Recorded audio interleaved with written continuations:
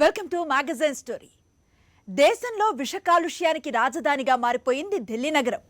రాజధాని నగరంలో వీచే గాలంతా గరళమైపోయింది. చుట్టూరా ఉన్న పర్యావరణం అంతా విషతుల్యమైపోయింది. మంచినీళ్లు కొనుక్కొని తాగినట్లుగా ఢిల్లీలో ప్రాణవాయువు కొనుక్కోవాల్సిన రోజులు దగ్గర పడ్డాయి. అంతరిక్షంలో మాదిరిగా మనుషులు తమ వీపులకు ఆక్సిజన్ సిలిండర్లను తగిలించుకొని విధులు నిర్వహించాల్సిన రోజులు వస్తే ఆశ్చర్యపోనవసరమే లేదు. ఎందుకంటే ప్రాణాంతక రసాయనాలతో నిండిన గాలి ప్రజల ఊపిరితిత్తుల్లో నుంచి ప్రాణాలను లాగేస్తోంది. కాలుష్యాన్ని అరికట్టడానికి ఏమీ చేయని ప్రభుత్వం హెల్త్ ఎమర్జెన్సీ ప్రకటించేసి చేతులు దులిపేసుకుంది. ప్రజల ప్రాణాలను గాల్లో పెట్టేసి దేవుడా నీదే భారమని ఓ దండం పెట్టేస్తోంది. విషరాజధాని, దానిపైనే ఇవాల్టి మ్యాగజైన్ స్టోరీ. ఢిల్లీలో 4 రోజులు ఉండడం అంటే అమాంతం ప్రాణాల మీదకు తెచ్చుకోవటమే. దేశ రాజధానిలో అణువణువు కాలుష్యమే. అక్కడ గాలి విషం, నీరు విషం, కాళ్ల కింద నేలలోనూ విషం. ఏళ్ల తరబడి పాలకులు, అధికారులు పోగు చేస్తూ వస్తూ ఉన్న నిర్లక్ష్యం ఢిల్లీని విషమయం చేసేసింది. దేశాన్నేళ్లే సచివులంతా కొలువు తీరే రాజధానిలో గాలి అత్యంత ప్రమాదకారిగా మారిపోయి భయపెడుతోంది. నగరాన్ని లాక్డౌన్ చేస్తారా లేదా అంటూ సర్వోన్నత న్యాయస్థానమే నిలదీయాల్సి వచ్చిందంటే పరిస్థితి ఎంత హానికరంగా ఉందో అర్థం చేసుకోవచ్చు. పొగమంచు కాదిది, పగమంచు. రాజధాని నగరంపై పగబట్టేసి విషాన్ని మోసుకుంటూ నగరమంతటా ఆవరించేసిన మాయదారి మంచు. సూర్యుడు ఉదయించాడో లేడో తెలియని పరిస్థితి. అరచేతిని అడ్డుపెట్టి సూర్యకాంతిని ఆపలేరన్న సామెత ఢిల్లీలో కుదరదు. ఎందుకంటే ఢిల్లీలో సూర్యుడి పప్పులు కూడా ఉడకవు. ఇక్కడి కాలుష్య తెర అడ్డుపడితే సూర్యుడు ఎక్కడున్నాడో ఎవ్వరికీ తెలీదు. ఈ కాలుష్య తెరే రాజధాని వాసుల ప్రాణాలను ప్రమాదంలోకి నెట్టేస్తోంది. సూర్యుడు ఎంతగా భగభగా మండినా, ఎంతగా భుగభుగలాడినా ఆ వెలుగులు ఇక్కడి నేలపైకి రాలేవు. కాంతి కిరణాలను అడ్డుకుంటూ కాలుష్య కవచంలా దట్టమైన పొగమంచు. ఆ పొగమంచు నిండా మనిషి గుండెలను అమాంతం దివాళా తీయించి ప్రాణాలకు ఎసరు పెట్టే కాలుష్య కారకపు ధూళికణాలు. కళ్ళు పొడుచుకున్నా దారి కనపడదు. ఎదురుగా ఏ వాహనం వస్తుందో తెలీదు. పట్టపగలే సూర్యకాంతిని బ్లర్ చేసేసినట్లుగా భయపెట్టే పొగమంచు. కోటి పడగల కాలుష్య సర్పమేదో విషం కక్కుతూ బుసలు కొడుతూ భయపెడుతున్న దృశ్యం. దేశంలోనే అత్యంత భయంకరమైన కలుషిత వాతావరణాన్ని సొంతం చేసుకుంది మన రాజధాని నగరం ఢిల్లీ. కేంద్ర ప్రభుత్వం కొలువు తీరే చోటు, అత్యున్నత చట్టసభలు సమావేశమయ్యే చోటు, సర్వోన్నత న్యాయస్థానం తన కార్యకలాపాలు నిర్వర్తించే చోటు. విషవాయువుల గుప్పెట్లో జనం నలిగిపోతున్న దారుణం. ఢిల్లీలో శీతాకాలపు ఉదయాలు ఇలా విషవిహారం సాగే వేళ 1 గంట ఆరు బయట ఉంటే చాలు శ్వాసకోశ సంబంధ వ్యాధులు ఉన్నవాళ్లైతే ప్రాణాల మీదకు తెచ్చుకున్నట్లే. ఏ జబ్బు లేని వాళ్లైతే 2-3 రోజులకే ఊపిరితిత్తులు భయంతో చేతులెత్తేసేటంతటి భయానక వాతావరణం. ఈ గాలి చిన్నపిల్లలకు ప్రాణాంతకం. చిన్నపిల్లల్లాంటి పండు ముదసళ్లకు విషమాతి విషమం. ఎవ్వరి ప్రాణాలకు గ్యారంటీ ఇవ్వలేని నగరమిది. నిజానికిది నగరం కాదు, భూలోకంలో నరకలోకపు బ్రాంచ్ కార్యాలయం. కొద్ది రోజులుగా ఢిల్లీ ఈ విషయంలో కాగిపోతోంది. ఈ గాలి తాకితేనే అమాయక చిన్నారుల ఆరోగ్యం ప్రమాదంలో పడిపోతుందని ఢిల్లీలో విద్యాసంస్థలకు సెలవులిచ్చారు. స్కూళ్లకైతే సెలవిచ్చారు. కానీ కాలుష్యానికి, అధికారుల నిర్లక్ష్యానికి, పాలకుల ఉదాసీనతకి సెలవుల్లేవు. సెలవులు రావు. లక్షలాది వాహనాలు నిత్యం ఢిల్లీని దడదడలాడిస్తూ ఉంటాయి. అందులో వేలాది వాహనాలు కాలం చెల్లిన బాపతివే. నిజానికి ఆ వాహనాలు రోడ్లపై తిరగటానికి వీల్లేదని ఆంక్షలున్నాయి. కానీ తిరిగేస్తాయి. ఎందుకంటే ఎవ్వరూ ఏమీ అనరు. ఎవరి మీద చర్యలుండవు. ఏ చర్యలు లేని చోట ఎవరికీ భయాలుండవు. భయం లేని చోట ఎన్ని గీతలైనా దాటేస్తారు. గతంలో వాహన కాలుష్యానికి కొంతలో కొంతైనా చెక్ చెప్పాలని, సరిబేసి ప్రాతిపదికన వాహనాలు నడపాలని ఆంక్షలు విధించి అమలు చేశారు. అంటే వాహనాల రిజిస్టర్డ్ నెంబర్లలో సరి సంఖ్యలో ఉన్న వాహనాలు ఒక రోజున, ఆ మర్నాడు బేసి సంఖ్యలో ఉన్న వాహనాలు తిరగటానికి అనుమతిస్తారన్నమాట.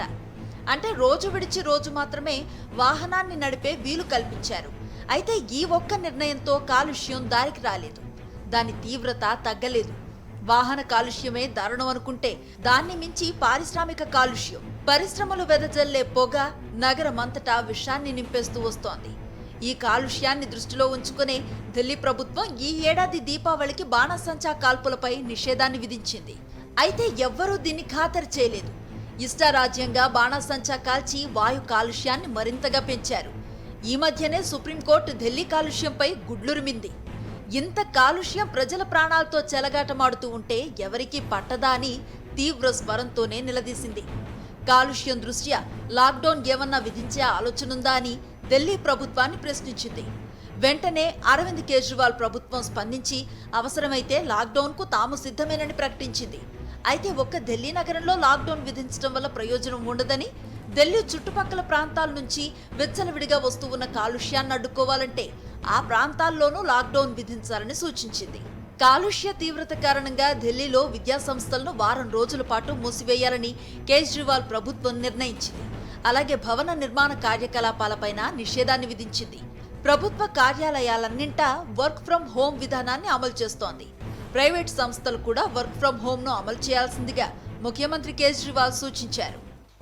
पिछले कुछ दिनों से दिल्ली में पोल्यूशन काफ़ी बढ़ा है और 30 सितंबर के बाद से लगातार पोल्यूशन बढ़ रहा है और ये जो आसपास के राज्य हैं वहाँ से जो पराली जलने की वजह से किसान मजबूर होकर जो पराली जलाता है वो जो आ रहा है उसकी वजह से पोल्यूशन बढ़ रहा है। ये समय एक दूसरे पे उंगली उठाने का नहीं है और हमारा वो मकसद भी नहीं है। दिल्ली के अंदर जो पोल्यूशन बढ़ने की वजह से इमरजेंसी जैसे हालात क्रिएट हो गए हैं उसको कैसे निपटा जाए, अपने दिल्ली के लोगों को राहत कैसे पहुंचाई जाए। ప్రస్తుతం ప్రపంచంలో చాలా దేశాలతో పోలిస్తే ఢిల్లీ కాలుష్యం అత్యంత ప్రమాదకర స్థాయిలో ఉంది. ఇది చాలదన్నట్లుగా పొరుగు రాష్ట్రాలు తమ వంతుగా పొగబెడుతున్నాయి. ఢిల్లీకి పొరుగునే ఉన్న పంజాబ్, హర్యానా, రాజస్థాన్, ఉత్తరప్రదేశ్ రాష్ట్రాల్లో ఖరీఫ్ సీజన్లో రైతులు వరి సాగు చేస్తున్నారు. వరి పంట కోతకు రాగానే తర్వాత ఆ భూమిలో గోధుమ వేస్తారు. గోధుమ పంట సాగుకు భూమిని సిద్ధం చేయడం కోసం వరి పంట కోయగానే వరిగడ్డిని పొలాల్లోనే తగలబెట్టేస్తారు. ఈ పొగ ఢిల్లీ నగరాన్ని చుట్టుముట్టేస్తోంది. వరిగడ్డిని తగలబెట్టడంపై నిజానికి నిషేధం ఉంది. అయితే రైతులు దాన్ని ఖాతరు చేయటం లేదు. ఎందుకంటే గడ్డిని తగలబెట్టకపోతే దాన్ని పొలం నుంచి తీసి వేరే చోటుకు తరలించడానికి మనుషులను పెట్టి కూలీ చెల్లించాలి. దానికి ఎకరాకు 3,500 దాకా అవుతుంది. ఆ ఖర్చు దండగనుకునే రైతులు ఓ అగ్గిపుల్ల గీసేస్తున్నారు. వారికి ఒక అగ్గిపుల్లే, కానీ అది రాజేసే మంటలు, ఆ మంటలు వెదజల్లే పొగ భూతాలు ఢిల్లీ వాసుల ప్రాణాలకు ఉరితాళ్లవుతున్నాయి. దక్షిణాది రాష్ట్రాల్లో అయితే ఈ వరిగడ్డిని పాడి పశువులకు దానాగా పెడతారు. ఉత్తరాది రాష్ట్రాల్లో పశువులకు జొన్న గడ్డి పెడతారు. వరిగడ్డిని తగలబెట్టడం వల్ల టన్నుల కొద్దీ ప్రమాదకరమైన కార్బన్ డైఆక్సైడ్ గాల్లో కలుస్తుంది. టన్నుల కొద్దీ కార్బన్ మోనాక్సైడ్, లక్షల టన్నుల సల్ఫర్ ఆక్సైడ్తో పాటు హానికారకమైన ధూళి కణాలు వాతావరణంలో కలిసిపోతాయి. ఇవన్నీ గాలితో పాటు పయనించి ఢిల్లీని ఆక్రమించేస్తున్నాయి. ఈ గాలి పీలిస్తే చాలు ఎక్కడ లేని రోగాలు, ఆరోగ్య ఇబ్బందులు వెంటపడతాయి. వరి పంటనిలా తగలబెట్టకండర్రా అని national green tribunal Punjab, Haryana, Rajasthan, Uttar Pradesh రాష్ట్రాలకు ఆదేశాలు జారీ చేసింది. వరిగడ్డి తొలగించడానికి రైతులకు ఎకరానికి కొంత మొత్తంలో పరిహారంగా చెల్లిస్తే సమస్య పరిష్కారమవుతుందని న్యాయస్థానం ఆదేశించింది. అయితే ఏవీ కార్యరూపం దాల్చడం లేదు. కోతల తర్వాత పొలాల్లో ఉండే పంట వ్యర్థాలను తొలగించడానికి వినూత్న యంత్రాలు అందుబాటులోకి వచ్చాయి. వాటిని ప్రభుత్వం రైతులకు అందిస్తే పంట వ్యర్థాలు మండించాల్సిన అవసరం ఉండదని పంజాబ్, హర్యానా రైతులు అంటున్నారు. ఆయా రాష్ట్రాల్లో అధికారంలో ఉన్న రాజకీయ పార్టీలతో పాటు ప్రతిపక్షాలకు ఓట్లు కావాలి. ఓటు బ్యాంకు రాజకీయాల కోసం వాతావరణ కాలుష్యాన్ని గాలి కొదిలేస్తున్నారు. ఆ పాపాలే దేశ రాజధాని నగరాన్ని విష కూపంలోకి నెట్టేస్తున్నాయి. వాయువు ఒక్కటే కాదు, ఢిల్లీలోని యమునా నది కూడా విష రసాయనాల కాలుష్యంతో కునారిల్లుతోంది. విషపు నొరగలు కక్కుతూ యమునా నది భోరుమంటోంది. కార్తీక మాసం వేళ చేసే ఛట్ పూజ సందర్భంగా యమునా నదిలో స్నానాలాచరించే భక్తులు ఈ కాలుష్య నురగల నడుమే నానా ఇబ్బందులు పడాల్సి వస్తోంది. యమునా నదీ తీరంలో ఉండే డయింగ్ పరిశ్రమల నుంచి వెలువడే వ్యర్థాలను ట్రీట్మెంట్ చేయకుండా యథాతథంగా యమునా నదిలోకి వదిలేస్తున్నారు. అదే స్వచ్ఛమైన యమునా జలాలను విషమయం చేస్తోంది. ये एसटीपी के अंदर से ये अनट्रीटेड सीवेज और अनट्रीटेड एफ्लुएंट जो डाइंग इंडस्ट्रीज़ के द्वारा एसटीपी में छोड़ा जाता है वो ये डायरेक्टली यमुना के अंदर छोड़ रहे हैं। अब मेन पोल्यूशन तो सबको दिखता है कि यमुना के अंदर पोल्यूशन है, यमुना में फ्रोदिंग हो रही है, यमुना के अंदर गंदा पानी आ रहा है। अब गंदे पानी का सोर्स क्या है, गंदा पानी वो कैसे अंदर यमुना के अंदर एंटर होता है? इसमें कहीं ना कहीं गलती है हमारी सरकार की, हमारे STPs की, हमारे CETPs की। हमारे दिल्ली पॉल्यूशन कंट्रोल कमेटी के पास पर्टिकुलर डाटा नहीं है कि ये कितना वाटर पोल्यूटिंग है। हमारे डाटा के अकॉर्डिंग एक jeans dyeing industry 2 lakh litre से लेकर 10 लाख लीटर तक प्रतिदिन यूज़ करती है, लेकिन हमारे दिल्ली के अंदर कई इंडस्ट्रीज़ को कंसेंट्स दिए गए हैं, वो 2000 लीटर प्रतिदिन के हिसाब से दिए गए हैं, क्योंकि according to Delhi pollution control committee इनके पास पर्टिकुलर डाटा नहीं है कि ये कितना वाटर पॉल्यूटिंग है। విష కాలుష్యానికి రాజధానిగా ఢిల్లీ మండిపోతోంది.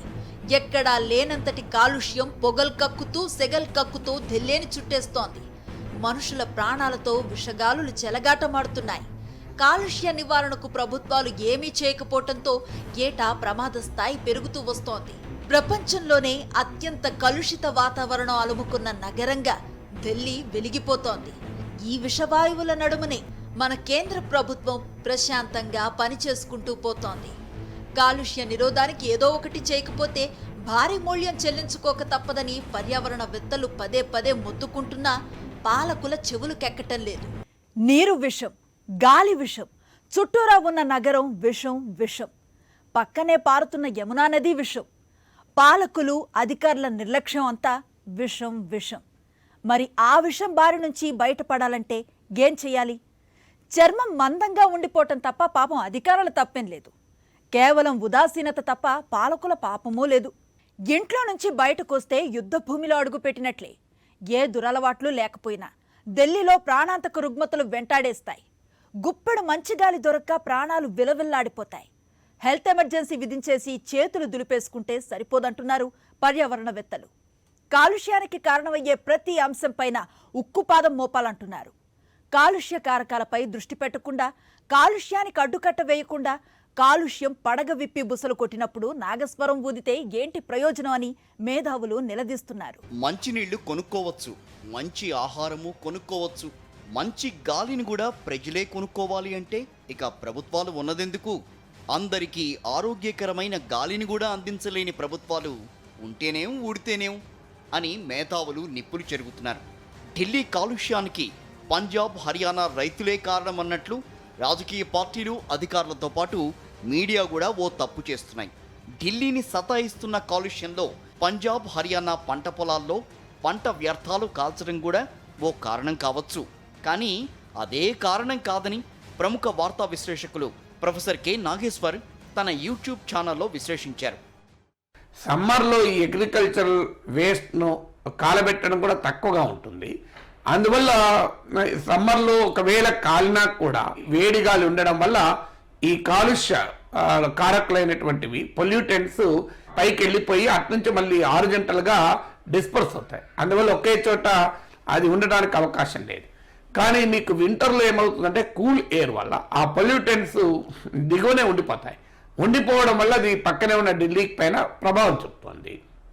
అయితే ఇది వింటర్లో 3-4 మంత్స్ ఉంటుంది. మీకు అక్టోబర్, నవంబర్ మాసాల్లోనే ఈ స్టబుల్ బర్నింగ్ అంటే ఈ అగ్రికల్చరల్ రెసిడ్యూను బర్న్ చేసేటువంటి పద్ధతి ఉంది. కానీ నిజంగా ఢిల్లీలో ఉన్నటువంటి ఎయిర్ పొల్యూషన్కు ఇదే కారణమా? పంజాబ్, హర్యానా చాలా అగ్రికల్చరల్ రిచ్ స్టేట్స్, భారీ ఎత్తున పంటలు పండుతాయి. అందువల్ల ఈ పంట వేస్ట్ను వాళ్ళు కాలబెడుతున్నమాట నిజం. కర్నూడి చావుకి 1,00,000 కారణాలన్నట్లు ఢిల్లీని చుట్టుముట్టిన కాలుష్యానికి కూడా చాలానే కారణాలున్నాయి. వాహన కాలుష్యం, పారిశ్రామిక కాలుష్యంతో పాటు భవన నిర్మాణాల ప్రక్రియలు ఢిల్లీలో కాలుష్యాన్ని పెంచి పోషిస్తున్నాయని నాగేశ్వర్ వివరిస్తున్నారు.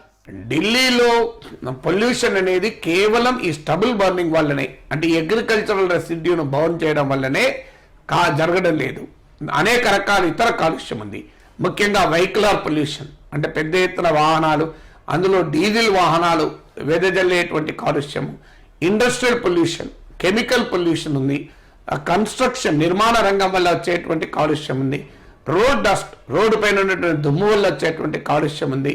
అలాగే మీకు ఈ బ్రిక్కిల్స్ అంటే ఇటుకలు తయారు చేసేటువంటి పరిశ్రమ వల్ల కూడా పెద్ద ఎత్తున ఈ కాలుష్యం క్రియేట్ అవుతుంది. అయితే ఈ కాలుష్యం ఇన్ని సోర్సెస్ నుంచి కాలుష్యం ఉండగా అదనంగా అక్టోబర్ నవంబర్లో ఈ అగ్రికల్చరల్ రెసిడ్యూని కూడా బర్న్ చేయడం వల్ల ఈ కాలుష్యం పెరుగుతుంది.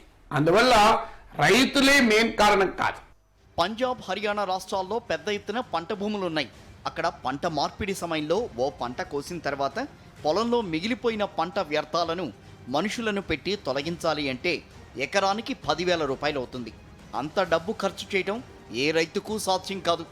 ఆ భారం భరించలేక పంట వ్యర్థాలు తొలగించడానికి మరో మార్గం లేక రైతులు గత్యంతరం లేకనే పంట వ్యర్థాలు మండించాల్సి వస్తోందని అంటున్నారు.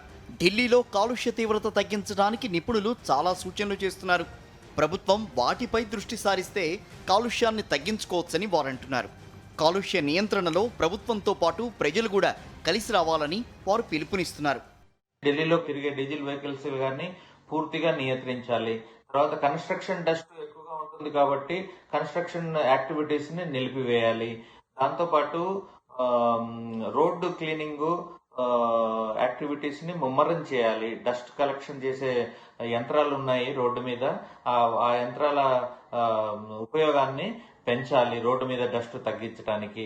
థర్మల్ పవర్ ప్లాంట్స్ నుంచి వచ్చే పొల్యూషన్ ను తగ్గించడానికి ఆ థర్మల్ పవర్ ప్లాంట్స్ ని ఈ హై ఎపిసోడిక్ పొల్యూషన్ ఫేజ్ లో వాటి ఆపరేషన్ ను నిలిపివేయాలి. పంట వ్యర్థాలను మండించకుండా ఉండాలంటే మార్గాలున్నాయి. కొందరు సైంటిస్టులు ఇందుకోసం వినూత్న సాంకేతిక పరిజ్ఞానంతో యంత్రాలు రూపొందించారు. ఆ యంత్రాలు పంట వ్యర్థాలను చిన్న చిన్న ముక్కలుగా కత్తిరించి ఆ పొలంలోనే దున్నేస్తాయి. ఫలితంగా పంట వ్యర్థాలే పొలంలో ఎరువుగా మారిపోతాయి. ఇది రైతులకు చాలా ప్రయోజనకరంగా ఉంటుంది. మరోపక్క కాలుష్యమూ ఉండదు. అయితే ఈ యంత్రాలు చాలా ఖరీదైనవి కావడంతో రైతులు వాటిని కొని వినియోగించే పరిస్థితులు లేవు. ప్రభుత్వమే దీన్ని బాధ్యతగా తీసుకోవాలంటున్నారు నాగేశ్వర్. ఈ అగ్రికల్చర్ వేస్ట్ ను వేస్ట్ టు వెల్త్ అంటారు. అంటే వేస్ట్ నుంచి కూడా వెల్త్ జనరేట్ చేయొచ్చు. ఇప్పుడు పంజాబ్లో ఈ బయోమాస్ నుంచి ఉత్పత్తి చేసే పవర్ కు మంచి కన్సెషన్ ఇచ్చారు. కానీ అన్ఫార్చునేట్లీ ఏంటంటే 5% కూడా పంజాబ్లో ఉన్న ఈ అగ్రికల్చర్ వేస్ట్ ను పవర్ సెక్టర్ కన్జ్యూమ్ చేయలేకపోయింది. కారణం ఏంటంటే ఆ సప్లై చైన్స్ లేవు, ఆ ఎఫిషియన్సీ లేవు. అందువల్ల ప్రభుత్వాలు పారిశ్రామిక రంగం కనుక కలిసి వచ్చి కోఆపరేటివ్స్ కు వయబిలిటీ గ్యాప్ ఫండింగ్ ఇచ్చి, అంటే సహకార సంస్థలకు నిధులు ఇచ్చి మీరు రైతుల దగ్గర ఇవి తీసేసుకోండి, రైతులు ఫ్రీగా అగ్రికల్చర్ వేస్ట్ ఇచ్చేస్తారు, దాన్ని మీరు పవర్ సెక్టార్కు, అలాగే పేపర్ ఇండస్ట్రీకి, అలాగే మీకు బోర్డ్స్ తయారు చేసే ఇండస్ట్రీ, ఇలా యూజర్ ఇండస్ట్రీకి మీరు అమ్మండి. ఈ ఎఫిషియెంట్ సప్లై చైన్ కనుక క్రియేట్ చేయగలిగితే ఒకటి అగ్రికల్చర్ వేస్ట్ ను మళ్ళీ ప్రొడక్టివ్గా ఉపయోగించుకోవచ్చు. రైతులకు సమస్య తీరుతుంది, వాళ్ళ పొలంలో దాన్ని ఏం చేయాలో తెలియదు. ఢిల్లీలో కాలుష్యం తీరుతుంది. ముగ్గురికి ప్రయోజనాలు ఉంటాయి. అందువల్ల ఈ ప్రయోజనాలు చేయాలంటే ఒక ఇన్స్టిట్యూషనల్ మెకానిజం ఉండాలి, సప్లై చైన్లు క్రియేట్ చేయాలి. ఇక ఢిల్లీలో కాలం చెల్లిన వాహనాలపై, కాగితాలపై నిషేధం ఉన్నా అవి సరిగ్గా అమలు కావడం లేదు. పారిశ్రామిక కాలుష్యం నివారణకు సరైన చర్యలు లేవు. రకరకాల నిర్లక్ష్యాలతో కాలుష్యాన్ని పెంచి పోషిస్తున్న ప్రభుత్వాలు ఈ మొత్తం పాపాన్ని రైతుల కంటగట్టేసి ఈ సమస్యంతా ఢిల్లీ వర్సెస్ పంజాబ్, హర్యానా రైతులు అన్నట్టు చిత్రీకరించడం దుర్మార్గం. రైతులను విలన్లుగా చిత్రీకరించడం క్షమించరాని నేరమంటున్నారు మేధావులు. ప్రజలను కార్పొరేట్ సంస్థల చేతుల్లో పెట్టేసి కేవలం పన్నులు వసూలు చేసుకుని దర్జాలు వలకబోసే యంత్రాంగాలుగా ప్రభుత్వాలు మారిపోయాయి. రక్షిత మంచినీటిని కూడా అందించలేమని చెప్పకుండానే ఆ బాధ్యతల నుంచి చాలా ప్రాంతాల్లో ప్రభుత్వాలు చేతులెత్తేశాయి. ఇప్పుడు ఢిల్లీ తీరు చూస్తుంటే అందరికీ ప్రాణవాయువు అందించడం కూడా తమ వల్ల కాదని పాలకులు భావిస్తున్నారేమోనన్న అనుమానం జనం వెన్నులో భయపెడుతోంది. ప్రజలు 5 ఏళ్లకోసారి ఓట్లేసి వెళ్ళిపోతే ఇక వారి జోలికి రామని రాజకీయ పార్టీలు చావు కబురు చల్లగా చెప్పే రోజులొస్తే ఆశ్చర్యపోనవసరం లేదనంటున్నారు మేధావులు. ఉన్న చట్టాలపై ఎవరికీ గౌరవం లేదు. సాటి మనిషి జీవించే హక్కుపై ఎవరికీ విలువ లేదు. ఎవరిష్టం వచ్చినట్లు వాళ్లు కాలుష్యాన్ని పెంచి పోషిస్తున్నారు. అందుకే ఢిల్లీ ఇంతటి భయానక స్థితికి చేరుకుందని పర్యావరణవేత్తలంటున్నారు. ఢిల్లీని నరక కూపంగా, కాలుష్య కాసరంగా మార్చేస్తున్న ప్రతి అంశంపైన ప్రభుత్వం దృష్టి సారించాలని పర్యావరణ నిపుణులు సూచిస్తున్నారు. కాలుష్య నియంత్రణకు ఉన్న చట్టాలను సక్రమంగా అమలు చేయడంతో పాటు అవసరమైన చోట కఠినంగా వ్యవహరించాలని వారంటున్నారు. ఇది ఇవాల్టి మ్యాగజైన్ స్టోరీ. మరో ఇంట్రెస్టింగ్ టాపిక్తో మళ్ళీ కలుద్దాం. అంతవరకు స్టే ట్యూన్ టు సాక్షి.